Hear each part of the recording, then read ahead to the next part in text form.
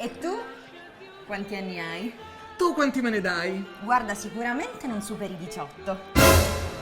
No, ma veramente io ne ho 26. No! Ma che No, non lo dici? dire, non lo dire, non lo dire. Sembravi più piccolo! Più piccolo! Ma che devo fare per far capire che ne ho 26? Cosa? Ora mi faccio un tatuaggio qua, mi tatuo la mia carta d'identità, fronte e retro. Buono, così risparmio pure tempo all'aeroporto. Tu la devi smettere, non ci puoi provare con me, lo vuoi capire? Fra me e te non succederà mai niente. Ma perché? Poi so che non va. E poi a me piacciono i ragazzi grandi. E anche se tu hai 13 anni non ci fa niente. Ma quelli 13, io ne ho 26, ho 26 anni e poi...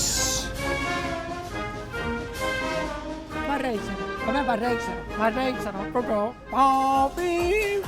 Alcol non ce n'è, i minorenni non possono bere. Ma io ho 29 anni! Non ti posso dare la carta d'identità ogni volta che voglio bere una birra! Per oggi va bene una Coca-Cola. Tu questo non me lo dovevi fare!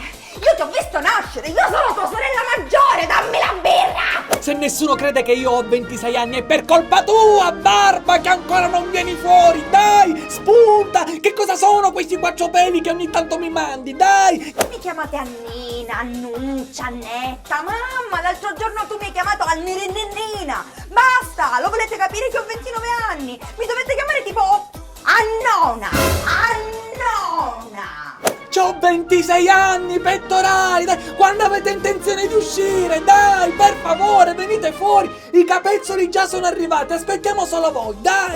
Non è che ci sarebbe un vestitino per me? Ma questo non è il tuo reparto è di là. Invece il tuo reparto è di là.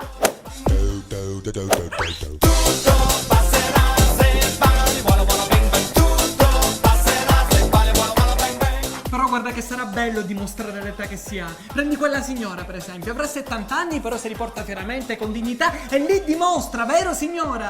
Io ho 25 anni. Ma io perché non me ne vado? No, però adesso che la guardo meglio, effettivamente questi 25 anni si riporta proprio di merda. It's the motherfucking Eagle Double G. Snoop Dogg.